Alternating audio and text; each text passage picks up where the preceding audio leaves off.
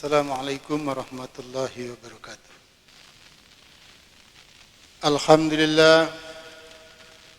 Alhamdulillahillazi arsala rasulahu bil huda wa dinil haqq liyuzhirahu ala dini kullihi walau karihal musyrikun. Asyhadu an la ilaha illallah wahdahu la syarika lah wa asyhadu anna Muhammadan abduhu wa rasuluh. Allahumma salli ala Muhammad wa ala alihi wa ashabihi wa man tabi'a hudahu bi ihsanin ila yaumiddin. Rabbi yassir wa la tu'assir, Rabbi tammim bil khair. Amma ba'd, wa qala Allah ta'ala fil Qur'anil Karim, a'udzu billahi minasy syaithanir rajim. Bismillahirrahmanirrahim. Fa asabahum sayyi'atu ma kasabu wallazina zalamu min haula'i sayusibuhum sayyi'atu ma kasabu wa ma hum bimu'jizin. Surat Az-Zumar ayat 39.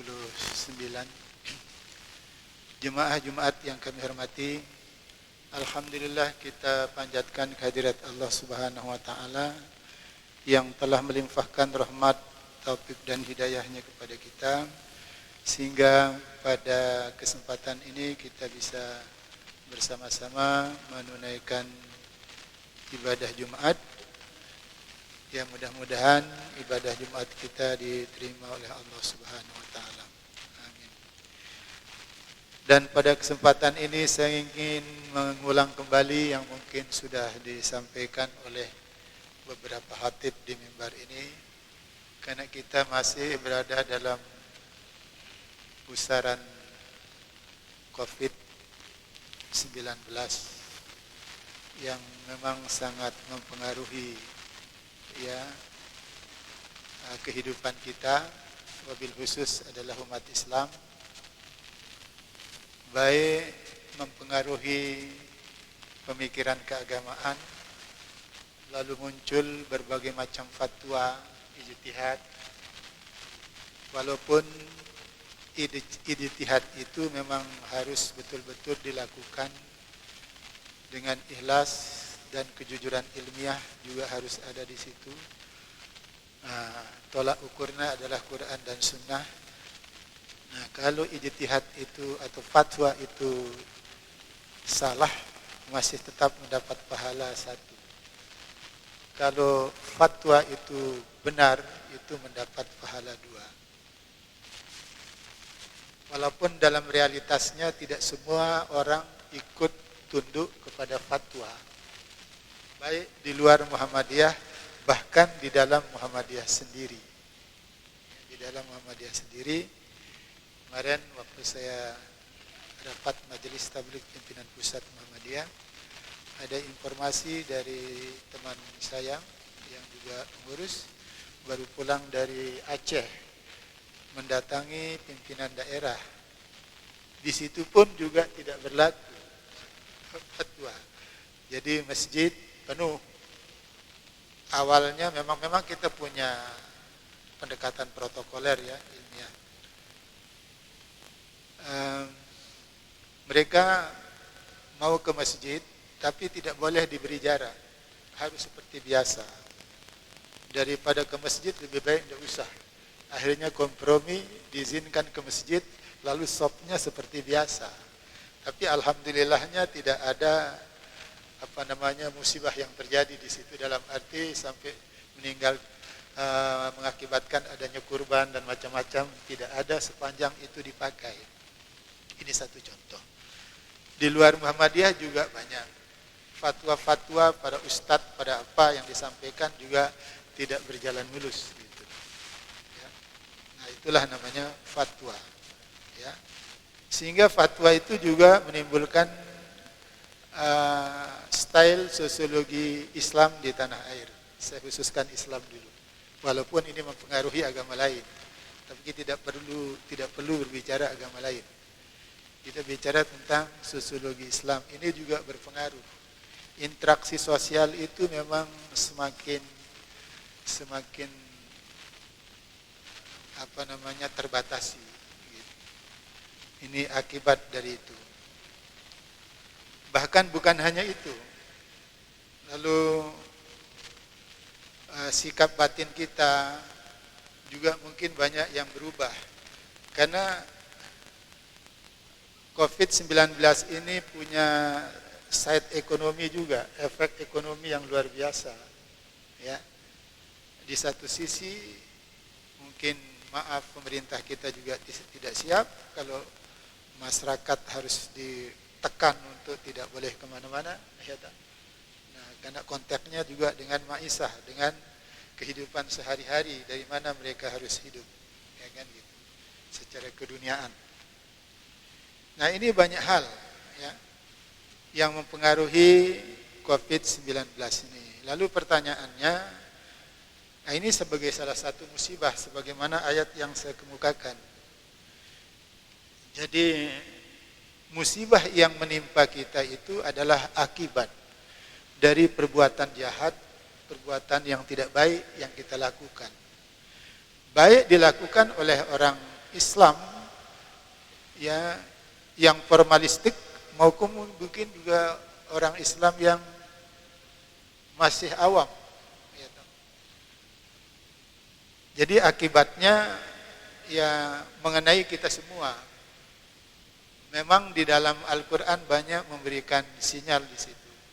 Kalau musibah itu diturunkan oleh Allah, tidak hanya akan menimpa orang yang berbuat mungkar, tapi orang tidak berbuat mungkar pun juga akan kena musibah itu. Nah, jadi begitu. Jadi di dalam surat At-Taghabun juga difirmankan oleh Allah ayat 64. Jadi ma asaba min musibatin illa biiznillah. Musibah itu tidak akan diturunkan ya, tidak akan mungkin turun kalau tidak diizinkan oleh Allah. Tapi pertanyaannya mengapa musibah itu diturunkan? Akhirnya kembali kita kepada diri kita dan kembali kita juga kepada Allah Subhanahu wa taala. Lantas bagaimana? Kita tidak perlu takut berlarut-larut ya. Jangan takut kepada musibah ya. Karena di dalam surat At-Taubah menyebutkan wallahu ahaqqu an tahsyauhu in kuntum mu'minin. Ya. Maka kepada Allah lah kamu takut. Kalau kamu orang beriman, hanya kepada Allah kita takut. Tidak boleh takut kepada musibah apapun bentuk musibah itu, tidak perlu takut.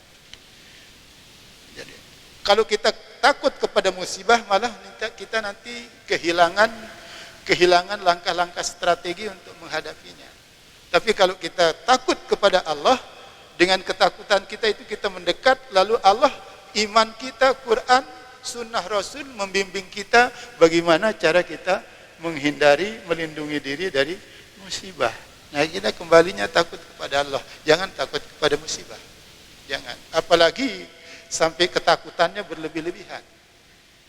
Nah, ini akan bahaya itu. Nah, oleh karena itu, bagaimana sikap kita sebagai seorang muslim menghadapi musibah? Yang pertama, memang iman kita harus fungsional. Tidak ada segala sesuatu yang terjadi di bumi ini ya kalau tidak ada sebabnya, kalau tidak ada manfaatnya. Semuanya ada manfaat. Baik yang baik maupun yang buruk. Hatta babi diciptakan oleh Allah ada manfaatnya. Nah, oleh karena itu kita tidak perlu takut kepada musibah ya. Pertama, sikap kita meyakini bahwa musibah itu adalah sebagai tanda-tanda kekuasaan Allah. Allah kuasa ya. Musibah itu menjadikan kita kiarap semua mati, maaf ya, bisa. Tapi alhamdulillah karena di Indonesia ini masih banyak orang yang bertakwa ya. Masih banyak, kata banyak tidak semuanya, ya kan? Masih banyak orang bertakwa sehingga kita tidak seperti kaum Nabi Lut. Dalam perspektif sejarah memang setiap periodisasi para rasul itu ada musibah. Ya, zaman Nabi Nuh ya, Nabi Lut ya, bumi dibalik sekalian. Oh, itu kan dahsyat sekali itu. Ya, Karena kezalimannya, kebiadabannya itu sudah mencapai puncaknya. Gitu. Makanya dibalik bumi itu oleh Allah Subhanahu Wa Taala. Allah Maha Kuasa. Gitu. Nah, ini tanda-tanda kebesaran Allah. Kedua, kita harus melihat musibah itu sebagai ayat Allah. Ayat bermakna peringatan. Kalau kita bicara ayat dalam pengertian sempit, bagian dari surat. Tapi kalau kita bicara tentang ayat dalam makna yang lain adalah semua ayat-ayat kauniyah ini adalah sebagai tanda-tanda kebesaran Allah sekaligus peringatan Allah kepada kita. Peringatan Allah, apakah kita sadar ya atas peringatan itu atau tidak? Tadi disebutkan di surat Az-Zumar, karena kemaksiatan yang dilakukan oleh manusia, itu sebabnya Allah menurunkan itu. Pada akhirnya penyebab asalnya adalah perilaku manusia yang tidak beres. Itulah terbelakang asalnya musibah itu datang. Itu yang kedua. Lalu yang ketiga, bagaimana sikap kita? Ya, kita terima musibah itu sebagai pelajaran yang sangat berharga bagi kita. Alhamdulillah kita masih diuji. Alhamdulillah kita masih diuji oleh Allah Subhanahu Wa Taala. Cuma persoalannya bagaimana ujian ini, peringatan Allah ini, ujian sekaligus peringatan Allah ini dapat membekas di hati kita, dapat merubah pola pikir, style kehidupan kita. Nah, itu yang menjadi persoalan. Ya. Lalu selanjutnya, ya, bagaimana kita mensikapi musibah itu? Yang ketiga, ya, atau yang keempat. Kita menggunakan pendekatan preventif, ya kan? Dan itu sudah terjadi dalam sejarah. Paling tidak kita lihat juga pada masa Nabi kita, Nabi besar Muhammad sallallahu alaihi wasallam, sampai yang paling konkret lagi pada masa Umar bin Khattab, ya kan? Waktu mau memasuki daerah Sam, di situ ada musibah, dikasih tahu, kalau begitu jangan masuk. Nah, ini kalau kita menerima musibah itu, ya, dengan keyakinan yang kuat kepada Allah itu datang dari Allah, itu peringatan agar kita mikir, maka Allah akan memberikan bimbingan kepada kita. Oh ya, jangan masuk. Yang di luar jangan masuk, yang di dalam jangan keluar, supaya tidak menimbulkan penularan macam-macam. Tapi maaf, sepanjang yang saya baca, tidak ada, perintah tutup semua tempat-tempat ibadah, masjid dan mushola, itu tidak ada. Sehingga saya berpandangan, ini pandangan pribadi saya, boleh diterima, boleh dibuang. Ya kan? Karena dalam data sejarah tidak ada perintah menutup masjid, ya, menutup mushola, tidak ada. Tapi jangan masuk ke tempat wabah itu, yang di dalam jangan keluar, itu ada. Ya. Saya khawatir nanti kalau semua tempat ibadah itu ditutup, saya khawatir Allah murka. Gitu. Tempat ibadah kok ditutup, pasar tidak ditutup. Nah, gitu. Pasar itu untuk mencari kebutuhan sehari-hari, ya, tidak ditutup. Ibadah itu juga kebutuhan sehari-hari. Kenapa harus ditutup? Nah, sehingga saya berpandangan bahwa masjid itu jangan ditutup. Saya mengatakan saya khawatir Allah murka. Tempat ibadah, ya, tempat ibadah itu tetap dibuka, tapi digunakan sesuai dengan pendekatan ilmiah. Nah, saya tidak menentang kebijakan, berarti sesuai dengan pendekatan ilmiah. Kita punya teknik protokoler yang sudah ditetapkan oleh dunia kesehatan, mari. Nah, karena pendekatan ilmiah itu perlu dilakukan, itu sebabnya jauh lebih rendah. Apalagi hubungan batin itu memang lain sekali. Nah, ini mudah-mudahan kita berdoa, mudah-mudahan ini segera berakhir. Cuma saya belum melihat, artinya dari pemerintah mengkaji ini secara lebih serius lagi, lebih gesit lagi. Karena masih ada pendapat-pendapat yang berseliweran, yang berbeda juga. Nah, sehingga perlu mungkin kajian yang lebih intensif. Lalu pertanyaannya, sampai batas mana ini akan bisa berakhir menurut tinjauan ilmiah? Ini belum ada itu keterangan. Tingkat bahayanya sampai bulan ini apa? Lalu protokoler yang harus kita lakukan seperti apa? Ada perubahan enggak? Nah, ini kita belum melihat itu. Saya melihat justru kita semakin terpasung dalam kondisi seperti ini. Terpasungnya kita dalam kondisi seperti ini karena tidak ada langkah-langkah efektif ya, yang digunakan oleh penguasa secara terbuka.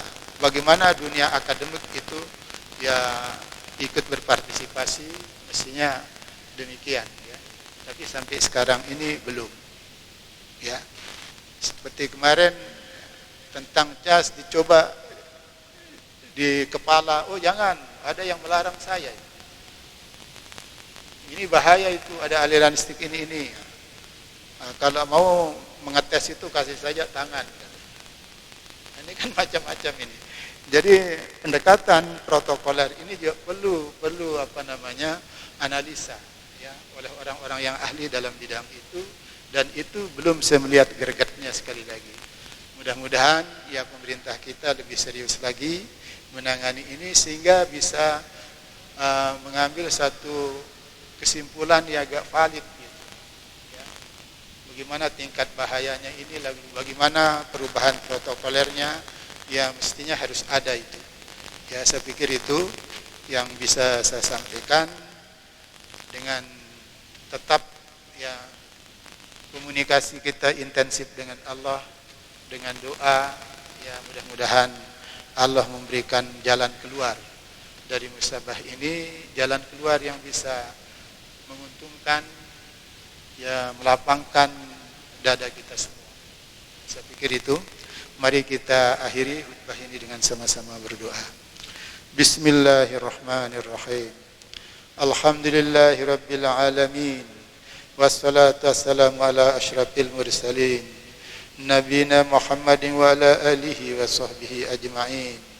Rabbana zalamna anfusana wa illam taghfir lana wa tarhamna lanakunanna minal khasirin. Allahumma ighfir lana wa liwalidayna warhamhuma kama rabbayana shaghira. Allahumma ighfir lil mu'minina wal mu'minat wal muslimina wal muslimat al ahya'i minhum wal amwat. Innaka sami'un qaribun mujibud da'wah ya qadiyal hajat. Allahumma nawwir qulubana binuril Qur'anil Karim wa qawwi imanana kama qawaita imana anbiya'i wal mursalin wahdina ala siratil mustaqim hatta atanal yaqin ghufranaka ya rabbal alamin. Allahumma arinal haqqa haqqa warzuqna ittiba'ah wa arinal batila batila warzuqna ijtinabah. Rabbana atina fid dunya hasanah wa fil akhirati hasanah wa qina adzaban nar. Taqabbal minna innaka antas samiul alim wa tub alaina innaka antat tawwabur rahim. Subhana rabbika rabbil izzati amma yasifun wa salamun alal mursalin walhamdulillahi rabbil alamin.